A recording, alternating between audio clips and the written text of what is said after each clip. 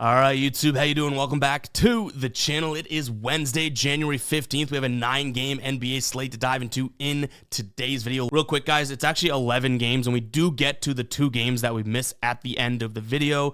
We must not have just let our import run fully when pulling the games and whatnot, so not a big deal. We still catch it and do get to those games before we finish recording, but wanted to let you know that, yes, you're going to see 9 games for the entire video. We have those additional 2 games, Denver and Houston, and then Utah and Charlotte. That is just at the end of the video. We still covered. So yeah, apologies for that slip up. Not the biggest of deals, still included in the video. Just wanted to kind of clarify. Like we always do, I'm going to dive into each and every one of these games. I'll give you my prediction on the side. I'll give you my prediction on the total. We'll talk about any other plays like player props that we like within the game as well. But as always, guys, keep an eye down on the pinned comment of this video. That'll take you to my final plays. So I'm actually rolling with myself. If that does interest you, absolutely free down in the pinned comment. All right, YouTube, how you doing? Welcome back to the channel. I tell you guys I'm a dummy all the time. They don't suck. They've just been sucking. Get them down to -3 for more juice than Jose Canseco in his prime. Tell me you're new without telling me you're new. So don't go jumping down my throat in the comments, right? If you want to fade me, or if you do want to ride me, this still leaves a bad taste in my mouth, right? And remember,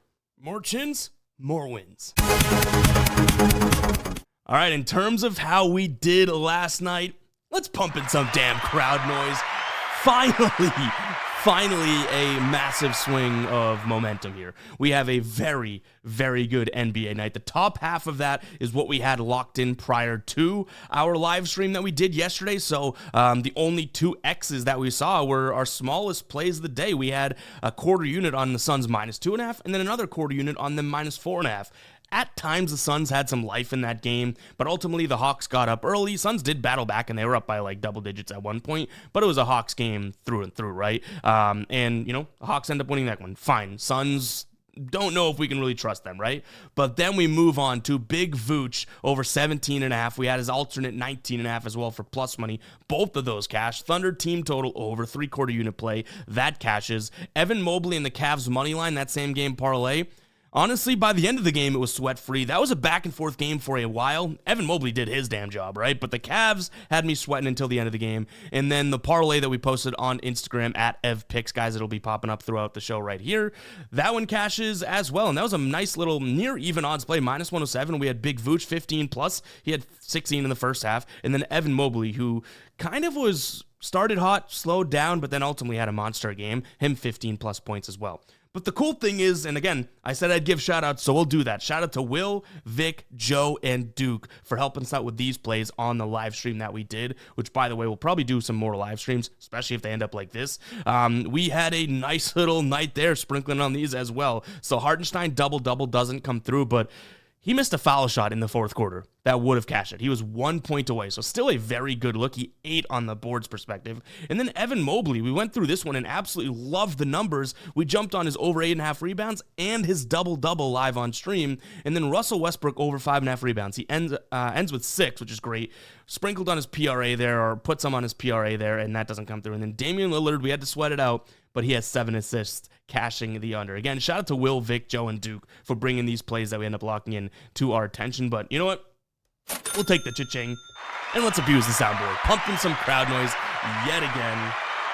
The soundboard, unfortunately, does get more use as we move on with today's show. The ride of the day. Gotta drop the womp womp from my man Kool-Aid here. He had Jared Allen double-double. Oh, man, this was a bad beat. Jared Allen had plenty of rebound opportunities. He finished with a 16 and 9 yesterday. 9 rebounds, 1 away from cashing this one. Played 32 minutes. Unfortunate there. I thought this was a really good look, and we jinxed it by jumping on board with it because Kool-Aid had hit, he says in his comments here, 3 Ride of the Days winners in a row. So that's good, right? Hopefully, you know, that means you're 3-1 in the last 4 days, but Jared Allen does not come through. If you guys don't know what the Ride of the Day is, it's simple. Just use that hashtag Ride of the Day or ROTD. I give you a shout out in the next video, win or loss. Give you a shout out on my Twitter. It's right there on the screen right now. Also shout you out over on the final plays on the Guy Boston Sports site.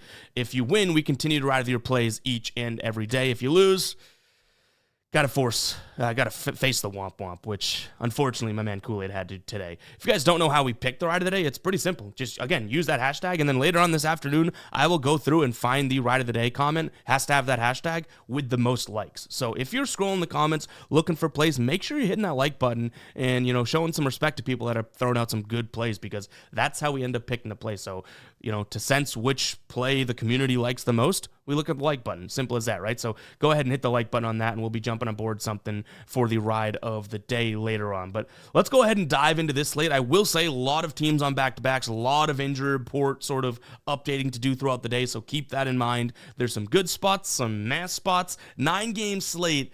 Not exactly the best 9 games, but still some good spots here. We'll go through each and every game like we always do. Starting off with Philadelphia. I mentioned the injury report, right? Now, we still see Maxey, George, Embiid, Drummond, Martin on the injury report. They're on a back-to-back. They just lost to the Thunder, and if you guys don't know, in the NBA, if you're on a back-to-back, you have till a little later in the day to submit your injury report. You don't have to get it in as early as other teams that aren't on a back-to-back, so we'll have to wait out Maxey, Paul George, Martin, Embiid, Lowry, KJ Martin, Drummond. I don't even know who I've said. Their injury report gives me a headache trying to think of all the names. And then on the Knicks side of things, we have Brunson and Towns listed as questionable. So I think we just have to, at least for the sake of this recording early in the morning, have to assume that these guys are healthy, I guess, to give us the best ballpark view at this game. And I have a few things that I like in this spot. So right now, Sixers getting 6 points at home. I don't mind the Knicks here in this spot, especially given the fact that we just saw the Thunder win by, 17 or 16 against this Sixers team, right? And what do the Thunder do well? They score in the paint phenomenally. I'm not saying the Knicks are in the same level or echelon as the Thunder, but they also like to score in the paint, so they should be able to do that today, assuming Towns and Brunson play. So I like the Knicks here minus the points. Where I'd probably pivot to that I might like a little bit more is what we ended up pivoting to yesterday for the Thunder, is taking a peek at the team total over. Right now, Knicks team total over 110.5, 111.5, 112.5, depending on how much juice you want to look at. Those are all viable options in my mind. Looks like 112.5 may be a good look here, as there's some value compared to other places in the market. So yeah, that's something that I would definitely consider. They've hit the over in 63% of games so far this season, 57% on the road. When they have 1 day rest, 66% of games on the season as well. And again, this Sixers team is on a back-to-back. They may have tired legs. I don't think they're going to play that great of defense. And hopefully if Maxey plays, I guess Embiid too, but if Maxey and Embiid both play, we could see competitive basketball that drives the score up. So I like the Knicks as well as their team total over. I don't mind the full game over, but I definitely would prefer, I think, just what I consider the better offense in the better matchup to score. Player prop wise, if he plays, Towns wouldn't be a bad look. We talked about points in the paint. Towns is going to do damage in the paint, especially if they are banged up. If Embiid doesn't play, if Drummond doesn't play, like if we get the Gershon Yabusele effect there, I think that we could see Towns absolutely manja, right? So yeah, I don't mind him, but I think Knicks team total over probably my favorite spot in this one. All right, Toronto taking on the Celtics here. I almost said the Red Sox. Yikes, I got to lock in. Toronto taking on the Celtics, quickly listed as out here. Now, this is a Toronto team that tore our heart out last time we picked against them. We picked the Warriors, and Toronto ends up winning by 3, right? Celtics, different story here. They're 13.5 point favorites. I've seen 14s out there as well. The total's at 230. This is obviously a spot in which the Celtics most likely do win this game, but, I watch every dribble of Celtics basketball, right? We know they're not the best cover team. They're just simply not. The thing is, though, this Toronto team is just god-awful at preventing points from the perimeter. Where are the Celtics going to score from? The damn perimeter, right? Last time they played, which was, I believe, New Year's Eve or day, might have that wrong, but I believe it was New Year's Day. The Celtics won 125-71. Like, they can definitely, if they topple it on, is that a word, topple? Yeah, I think it is, right? If they topple it on and just absolutely pour it on is probably a better word, I think that they can pull away in this one, especially given the fact that the Celtics have played they played that New Orleans game, and that was too close for comfort. Like, we don't want to just, diddle around with these bad teams as the Celtics, right? Like, Toronto's not a very good team, especially on the road. They've won one game on the road this season. Cover rate on the road is great because they're getting big numbers like this. But to me, at home. So I guess the road wouldn't matter, right? Let's lock in, Ev. But to me, I mean, how many games have they won at home, right? 8. So I guess the same thing can be applied here. They've covered in decent amount of games at home, but Celtics, if they start hot, they should be able to just kind of finish this one off. And I think that's going to probably be the mindset going into it if I had to guess, which I'm kind of doing here, right? Maybe a Celtics first quarter, Celtics first half, that type of look, because again, that was way too close. Like, CJ McCollum could have won the game, and they were 14.5-point favorites against the Pelicans. CJ McCollum missed the layup. It was a contested layup, but missed the layup for that one. So obviously, if they lost to the Pelicans, they'd be fired up in this one. That might feel like a loss. Like, they should have crushed them. They didn't. So Celtics here in this spot, as well as maybe a look at the over. Toronto, you know what? I would say this is a 2 ships passing in the night type of thing, right? Celtics team total over, team total under for the Raptors. The Raptors do like to score in the paint. The Celtics team has gotten a lot better at defending points in the paint, which is obviously very good to note. If we take a peek at it here on our dashboard, which I'll tell you guys how to get access to this dashboard in just a second, the Celtics were like close to dead last in the league in terms of points in the paint allowed. This season, now they're moved into the 16th spot. Last 3 games, 8th. On the road this year, 5th. And look at these field goal percentage. In the paint, this is the last 10 games. Outside of the restricted area, 39.7 field goal percentage against. That is great. In the restricted area, pretty good number as well, 63.2% field goal percentage against. That's where Toronto likes to score from. You can see it here. And one other reason to potentially like the Celtics and their team total over, they run a lot of isolation basketball, right? You think about Jalen, Jason. Look at the defense for isolation basketball for Toronto. Not all that great. So yeah, I think this could be a good spot to either look at the Celtics first quarter, first half. Maybe that's a little bit safer than laying the 14 points, you know what I mean? But I don't mind their team total over, depending on what we can get that at, right? Now, from a prop perspective, I think that I would target someone like maybe a Derek White look or something like that, because we're going to see a ton of above the break 3 opportunities here. Maybe even Peyton Pritchard, because if this game does turn into a big lead for the Celtics, Pritchard seems to eat in those situations. So Derek White in terms of his points or 3-pointers made, as well as Peyton Pritchard, could be a look, because we should be able to see some serious scoring from the Celtics team from the perimeter, kind of like they did last time they played. And that was a game in which Derek White had 16. He had 3 threes. Yeah, Peyton Pritchard came off the bench for 19. He went 5 of 8. So maybe that is a look as well for sure. All right, so how to access the dashboard. We're over on the Guy Boston Sports site. This is what the final plays look like. That is yesterday's post. You come up here, you see members. You either sign up, log in, you can go to your account, or just go right to the NBA dashboard if you are signed in. You will see this. This is updated every single morning, and it goes through each and every game. So if we pop this open, you can see we'll scroll through each and every game, and it gives you that visual of what you need to know heading into this game, so you make sure you're making good plays. Saves a ton of time, a way more of efficient way of researching than just going to a bunch of sites. We pull in a ton of different sites for this information. So if you aren't logged in, you're going to see something like I tell you guys all the time. It's not very shocking, but if you're not logged in and you go to this page, it's going to say, shout out to Taboo, that game with the buzzer, you go to view membership levels, and we have multiple memberships here. You can either do the all sports, which gets you all of our dashboards, or just per sport per month there. So yeah, go ahead and check it out, guys. That'll be in the pinned comment with the final plays, GuyBostonSports.com. Let's go ahead and move on to the next game. All right, San Antonio taking on Memphis here. Fairly healthy. I mean, Jeremy Sohan listed as out for San Antonio, but then the normal injuries kind of apply. You have Spencer Williams and Marcus Smart for Memphis, right? But their starting lineup, Morant, Bane, Wells, Jackson, and Edey, all looking like they're good to go. So fairly healthy, on both parts here. We have Memphis, who just lost a heartbreaker. Shout out to Jalen Green for going nuclear against the Houston Rockets. And then San Antonio, another spot in which someone ripped our heart out. They just dominated the fourth quarter against the Lakers. They won. They were losing. I don't know if they were losing heading into. I think at the end of the third, they pulled away as well. But they won the fourth quarter 37-13 against the Lakers. That was a back and forth game. They won it by 24. Just to put into perspective how much they dominated the fourth quarter, right? Last time we saw these two teams was a while ago, last year. So really nothing to go off of here. So what do we want to focus on? Obviously, this is a Memphis team that likes to score in the paint. How's San Antonio preventing points in the paint? not all that bad. Top 10 so far this season. At the rim, they have a 58.5% field goal percentage against, which is very, very good. So I'll give them some credit there. This is a San Antonio team that also likes to shoot from in the paint, but that'll also chuck some threes, which Memphis's defense hasn't been like super, super spot on. And let's keep in mind that this is a Memphis team that's outside of Memphis, right? Like they're a dominant home team, not as good on the road. They've been covering a ton of games. Like they are such a competitive basketball team right now. In fact, in my updated power rankings, I think I have them in the top 6 or 7. So yeah, they're playing good basketball, but 3.5 points, if we could get a bigger number here, I don't know which way this is moving as of right now, but if we can get like 4.5, I like San Antonio. So with that being said, I'll lean towards San Antonio as of right now. If you're on the Memphis side of things, I really am not trying to talk you off of it. Like I think Memphis could win this game by 1, 2, 3 points. So having those points in the back pocket for San Antonio, a good look here. I do think that San Antonio could give Memphis some trouble scoring. So maybe just the slightest of leans towards the under there.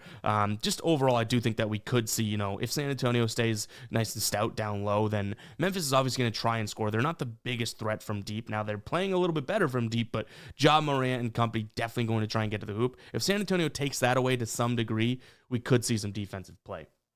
So I don't mind an under. Player prop wise, not exactly in love with anything here. I do think that Jaren Jackson could be somewhat of a look, but Wemby obviously could be a decent look too. If he's going to get the Zach Edey treatment, Zach Edey could get him in foul trouble, and Wemby going and taking a bunch of foul shots could definitely lead to a total. So let's take a peek at Wemby and Jackson's lines. Jaren Jackson, I do think, again, without who's Harrison Barnes is going to be on Jackson, I think he should be a little bit.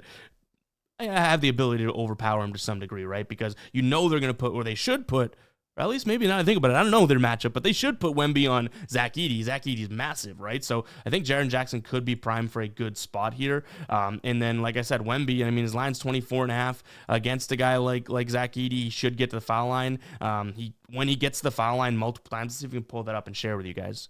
Yeah, wow, this is pretty big. So Wembanyama, in games in which he's shot 7 or more foul shots this season, he's hit over 24 points, so 25 plus in all of those games, and 7 of his 8 in which he shot 6 or more. So yeah, if he can get fouled and get to the line 7 times, seems like a good look for Wemby.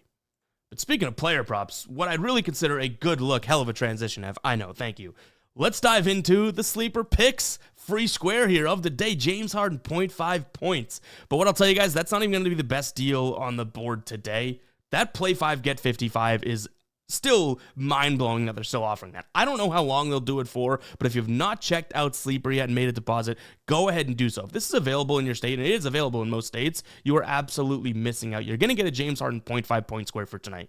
But that play 5, get 55 back into your account, 11xing that entry is absurd. Think about it. Even if you win that entry, say 5 to win, 20, right? You'll get that 20 back, but you're also going to get 55 extra just because you placed $5 entry. No brainer. Go ahead and check it out. And it's Wednesday. They've been dropping a bunch of their coin term wildcard Wednesdays. So they'll drop a bunch of different discounted plays for, NBA, maybe some for the NFL this weekend today as well. So Wednesday's no better time to go capitalize on this, but definitely take advantage if you're a new user on that play 5 55 deal, because I don't know how long they're going to run that for. I think that's the best deal, honestly, in the market right now, and that they've launched for sure. So go ahead and check out Sleeper Picks. That link will be down in the pinned comment as well as the description, whichever is easiest for you. You click that link, it's going to auto-apply the code, and you'll get all of these nice little boosts and promos. So go ahead and check it out, guys. I've used Sleeper for over 2 years, one of my favorite DFS apps out there. Go check it out. Link in the description as well as the pinned comment. All right, back into these games. All right, Milwaukee taking on Orlando. This has the makings to be a fairly good game, right? That said, Milwaukee is on a back-to-back, and we do have some injuries to note here still for Orlando. Now, Banchero looks good, but Batadze and Caldwell Pope listed as game time decision. Franz Wagner still out. Suggs, Harris still out as well. And no Gary Trent Jr. And I think Chris Middleton's listed as questionable, I believe. So, yes, keep an eye on the injury report. But we did see this matchup, I want to say 3 games ago, if I'm not mistaken, or how many days ago? It's probably a better way of putting it. January 10th. So 5 days ago, it was 3 games for Milwaukee, 2 games for Orlando. So we were pretty spot on there.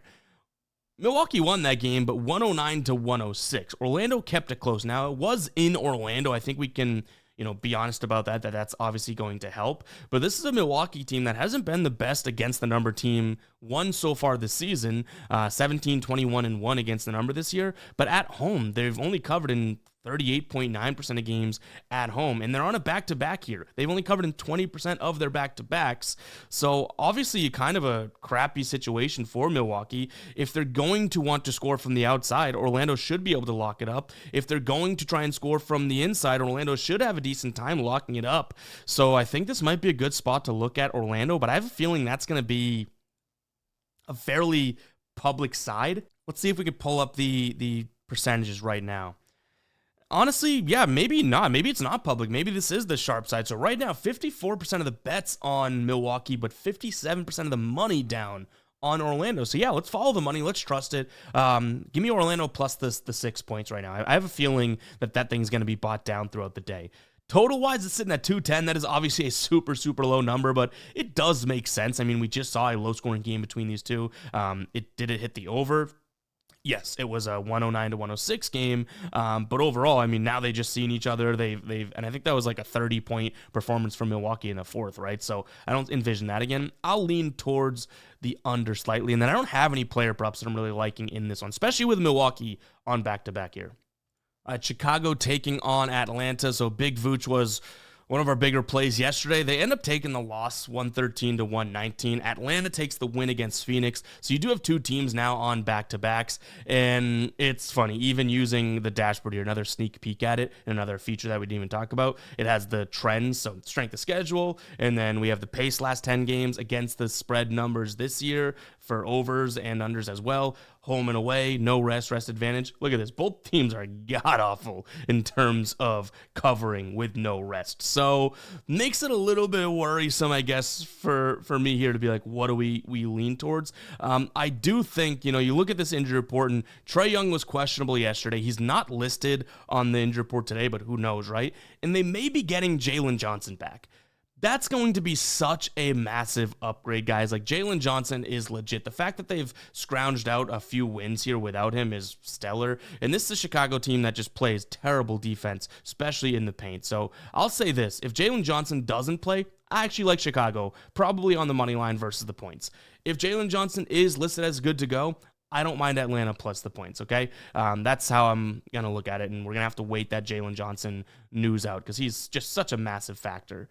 I also don't mind an under. I mean, yes, tired legs, maybe they're not playing defense, but as two teams that love to run, let's not act like the tired legs can't affect the offense, right? And the shots from three and that type of thing. So I'm going to lean under 244. Is it crazy? Probably, but you know what? We're still going to roll with it here in this spot. And then from a player prop perspective, a couple good spots to look at here.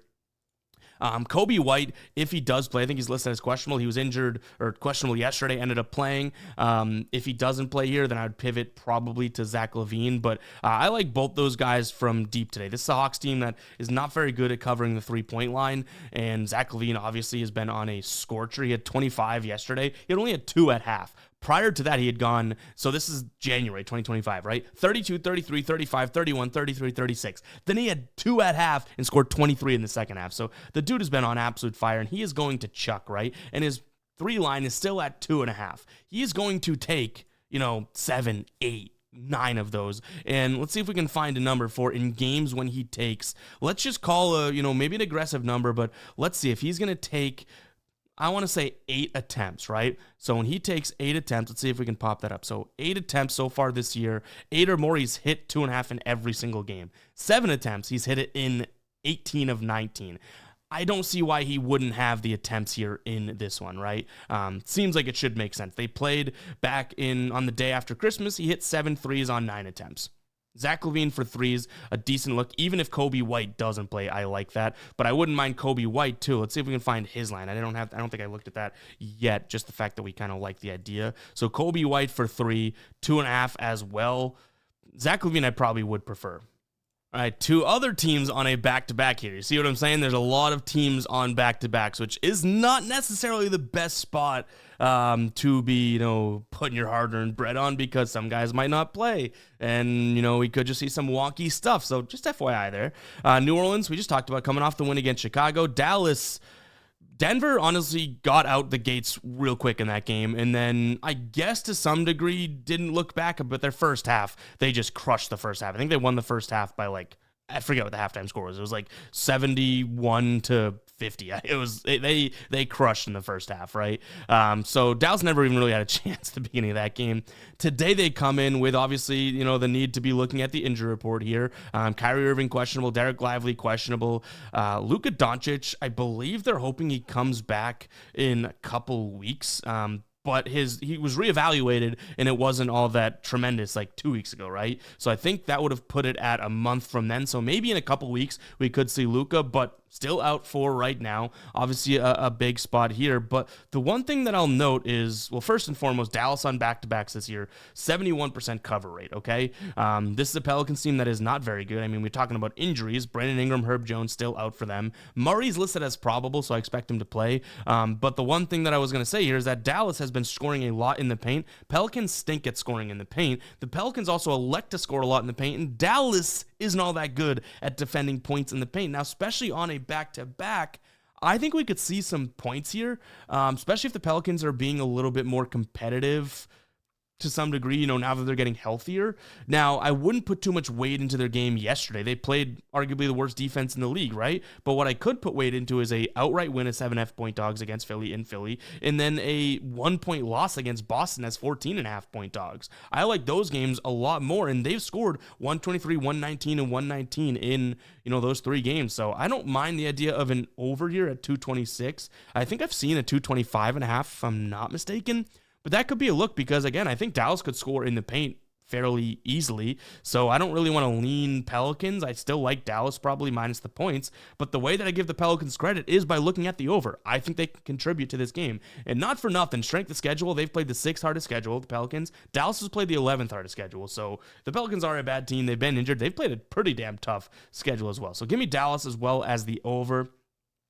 Zion, it's a back-to-back, so that's obviously going to be risky, but if we talk about points in the paint, how can we not think about Zion, right? That's going to be his zone to kind of dominate. And right now, his line for his points, do we even have it up yet? I don't know if we even have Zion's line up yet. They probably are wondering if he's going to play, and like I said, they have a little bit longer than normal, but I don't mind the idea of Zion. I forget, was his line like, what was it yesterday? 22.5, something like that. I guess I don't mind him. He should be able to score in the paint against a weak Dallas team down there. I don't love the perimeter, so maybe looking at CJ McCollum would be a no-go, that type of thing. Dallas is pretty sound around the perimeter overall. So, yeah, I guess Zion or nothing, but it's not exactly my favorite game on the board. I should leave you with that.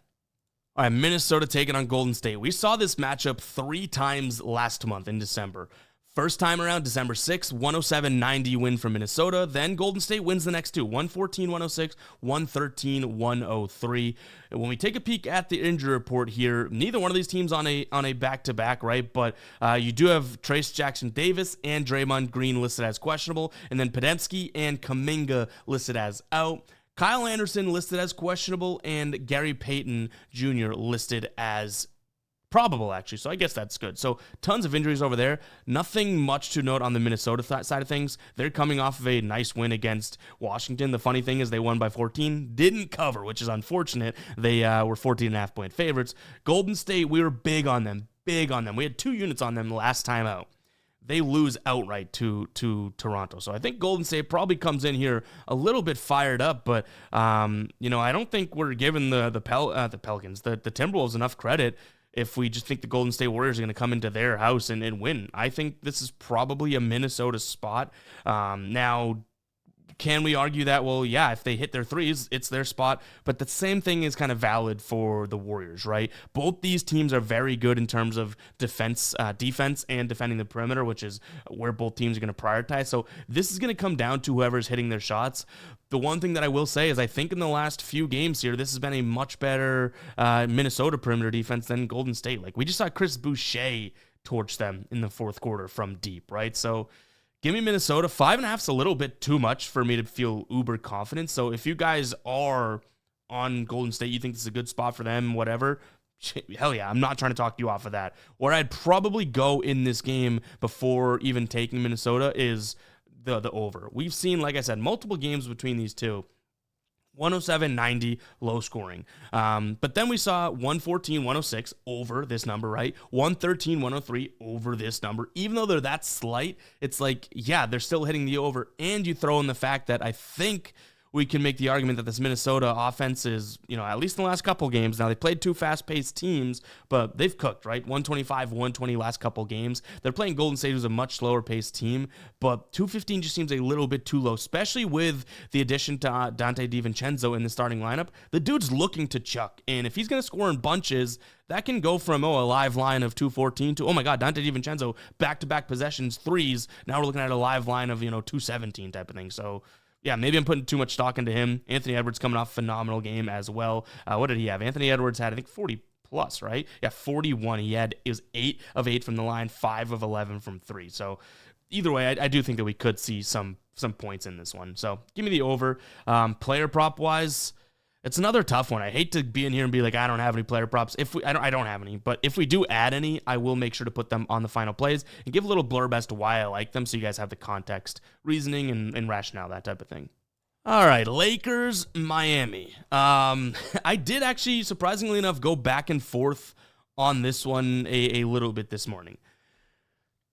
I think this Miami team is obviously in such a weird situation, is the word I would use, with Jimmy Butler and whatever's going on with him. Apparently face-to-face with Riley, says he wants to be traded, which we kind of knew, right? They've won some games, they've lost some, but the Lakers are off of 3 straight losses. They've played Houston, Dallas, San Antonio, 2 of those 3 on the road. I guess and then, again, barring a absolute blow-up in the fourth quarter against San Antonio, they could have won that game. So I guess I lean towards the Lakers here in this spot, but doesn't it just feel like that's a little too many points to be giving Miami, right? This is a Miami team that's not all that bad at defending points in the paint. At the rim, they have a decently high field goal percentage, but they've been playing so slow that teams aren't scoring a lot down there on them, if that makes sense. Like, they're a very efficient defense, so slow pace, not many buckets per game, not many points per game allowed to the opponent, so their rankings look good. And then they're also defending the perimeter well, so it's like, I think I lean Lakers. But you can hear it in my voice and in my explanation here. I'm pretty damn torn. Lakers have played the 6th hardest schedule. Miami's played the 28th hardest, so maybe that's a factor there. And the Lakers are at home. That's going to be obviously huge. Give me the Lakers. I don't want to keep thinking about it too much here. I think this is a decent spot for the Lakers. Miami doesn't the Lakers' defensive weakness would be in the paint so far this year. Miami doesn't elect to take it to the rim as much as they probably should. I wouldn't be opposed to maybe taking a peek at something like I guess a Bam Adebayo line or something, but I feel like he's just been so spotty. But we're getting a line right now at 14.5. Like 15 points from Bam, who over his last 3 games against this Lakers team, he's averaged 17. I don't mind that. And earlier this year, he only shot the ball 8 times against them. This season, in terms of 8 field goal attempts, he's only had like 4 games where he does that. So assuming he's going to shoot more, if we pull up and I guess just take a peek here at Bam Adebayo shooting the ball, let's go 9 times or more, right? So field goal attempts 9 times or more. He's hit the over in 63% of his games. The Lakers, who we know they don't protect the paint all that tremendously, let's put they're the 3rd worst team this year. Let's put it up against bottom 5 teams in the league, right? So bottom 5 teams in the league, shooting the ball that many times he's hit in 3 of 4 games so far this season. Bam Adebayo could be a look. I just worry, are the minutes going to be there? Are we going to get the same consistency that we've seen in years past? I don't know. Like, he's only played 28 minutes over his last 3 games. That would be a look that I'd go for, though. So give me the Lakers, Bam Adebayo. Total-wise, I also think if they slow this down and Lakers can't score, we're not going to see too high of a number. But 217 isn't that high. So I think it's going to be a low-scoring game to some degree, but like a 218, 219. So by a thin margin, I'm looking at it over. But I'm torn in this one, guys. Bam's the only one that, like, I think we don't need to worry about either side, right? It's like, yeah, just a player. But even still, it's like, is he going to have the dang minutes? All right, to close it out, we got a one, right? We got the Clippers, who are coming off of a win against Miami a couple nights ago against Brooklyn on a back-to-back here. Brooklyn won 132-114 against that Portland team. They were underdogs. In this one, you do have Brooklyn, who has covered at a crazy clip. 71.4% of the games they've covered in so far this year on back-to-backs. The Clippers, though, with rest advantages, have covered in 63.6% of their games. I think that we should see, Brooklyn kind of stifled here. If they want to take it into the paint, they shouldn't have any luck against this Clippers team. If they want to score from three, which they've actually been decent at this season, I don't think they'll have any luck there. So I'm going to lean Clippers. I know it's a big number, but it's the only thing that I can really grounds out of this game. Like, usually when we have this big number, sometimes we pivot to a team total over. I don't want to take a Clippers team total over. This is a slow team to some degree. I mean, even when they don't play slow, because I think if you look at their pace recently, their pace is actually, let's see if we can find that in the dashboard actually.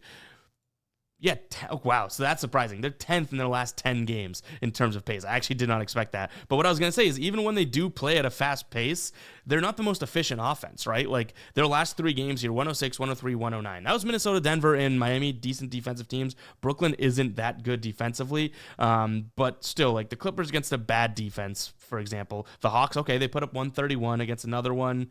New Orleans, 116. So I guess they can push it. And what would their team total be? Am I going to sell myself live? This is where some haters in the comments are like, I don't like that you end up what am I trying to say? You end up changing your or mind halfway through a game or something like that. It's like, okay, buddy. But anyways, Clippers. Let's see what we got here. Clippers team total over. It's a little too high. Okay, it's over 114.5. Yeah, that's too high. So I think I just lean Clippers minus the 14 points.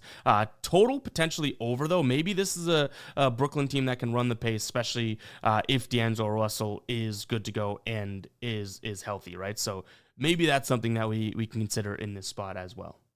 All right, so we got the 2 games that somehow we missed because we're dummies and can't see. But we got Houston taking on Denver here. Denver 1-point favorites. Total sitting at 231, which seems like it's a really high line here. Denver, we just talked about them earlier this video, coming off of a back-to-back win there against the Mavericks, and Houston coming off of a win a couple nights ago against Memphis, right? So in this one, obviously that line, like Houston, I think in our power rankings right now, we have them at the number 4 team. Denver is the number 7 or 8 team, I believe. This is a very good Houston team. When we take a peek at what we have for the injuries here, nothing major at all. I mean, Jabari Smith Jr. you can call major, but he's been out for a while, right? So, yeah, you have 2 teams that seemingly are playing some good basketball. I think that I like the under, though, in this spot. It just seems like it's a little bit too high for me. 231, I think this one probably finishes around 226 or something like that. So, yeah, I'm going to give the defense a little bit of credit here. You have Denver, who over the last 10 games is shooting from the restricted area more times than anyone in the entire league, going up against Houston, who is allowing the 6th fewest amount of points in the paint, right? So that's obviously a good sign. On the Houston side of things, now they're playing at such a slow pace that I don't even have to worry about Denver's defense. But that said, this is still a decent Denver defense. They've been kind of off this year, but last 3 games, the second most efficient defense in the league. So I'm going to give the defense credit before even kind of picking a side here, but I'll take a peek at Houston, I guess, plus the point, or on the money line. But I think I like that under 231 a little bit more overall. Now, Houston should be able to score in the paint. I did give Denver their credit for being a little bit better as of late, but still not like the best defense, right? So Alperen Sengun could be good. Maybe an Amen Thompson. Now, are we a little bit late to his train? He's been having some phenomenal games as of late. Right now, I believe his points line is at like 17, which, yeah, he definitely has a chance to hit the over there in his last 10 games here, or in his last, I should say, 8 games. He's hit the over in 5 of them, and he's playing really, really good basketball over his last 5, averaging nearly 16 points per game. But it's probably going to be like a Sengun look for me. In terms of Sengun, just overall, like, he should have the quantity. There's been games plenty so far this year where he doesn't, but even last game when he didn't hit his over, he shot the ball 17 times. He just shot 1% from the field. The dude on the season is a 50% field goal percent type guy, you know what I mean? So he should be able to score a little bit more, averaging 21 points per game against Denver over his last 4 games against him. So I think I'd look at some guys in the paint against Denver. And then Utah taking on Charlotte here. So this is one where it seems like it's such a crap game, right? But some opportunity, I feel like, in this spot. Keontae George could be coming back here. Laurie Marketing, Colin Sexton out. So you're going to get a fairly healthy Charlotte team against a banged-up Utah team who runs a ton of pace, doesn't defend the perimeter all that well. kind of screams like a Charlotte look for us, right? So give me Charlotte plus excuse me, I guess it's Charlotte. Charlotte favored in this one. Again, we don't have this one pulled in, so we could be all out of whack. Yeah, let's fix that. Let's do our favorite little snap thing. All right. So, Utah +5. It still seems like a Charlotte spot for me, and I do apologize we just had to add this in afterwards. When we were running our imports and whatnot, I guess we just stopped it too early, and it left out 2 games kind of in the middle there. So, luckily we caught it and didn't post the video, which is 9 games. But I do apologize for the difference in the messiness of this, but we still have it, right? I still do like Charlotte, 5 points with all those injuries on the Utah side of things. Seems like it could be a decent look in terms of how Charlotte's been playing. Not so much if you look at their straight up, they're just 1-9 overall, but against the number, they're actually 5-4-1, and they're 3-0-1 in their last, I want to say, 3-0-1, 4. Crazy mathematician, right? And that was against Phoenix twice. They pushed and won, one against the spread and the other one. Lost to Cleveland by 10, which is actually a good feat because they were like 15.5-point dogs. And then they lost to Detroit as 7.5-point dogs. They kept that game to 4. So the team's been playing okay. They even covered against OKC, who they lost by, I think it was like 12 points, but they were 14-point dogs. So Charlotte, do I like them as favorites? Not so much, but I think they should match up fairly well in this spot. You can obviously think about someone like LaMelo or something like that because Charlotte's Utah's perimeter play is not good whatsoever. They're allowing the 4th most 3-pointers against so far this season. So if you look at LaMelo, maybe just taking him on his PRA line because I think that he could do some damage overall against the squad. His 3-point line's at 4.5. Seems a little bit high, rightfully so, but I don't think that he'll have the worst of games there. But guys, that is going to wrap it up for today's show. Hopefully you guys did enjoy. If you did, go ahead and hit that like button, hit that subscribe button as well. Appreciate you guys so much. Really do. Like, I know we've been up and down this NBA season. Big swing last night. We have a little bit of cushion. Good to see that there. So very excited for tonight. Some good spots, some mass spots. Keep an eye down on the pin comment for all the final plays, and I'll catch you guys in the next one, all right? Peace out.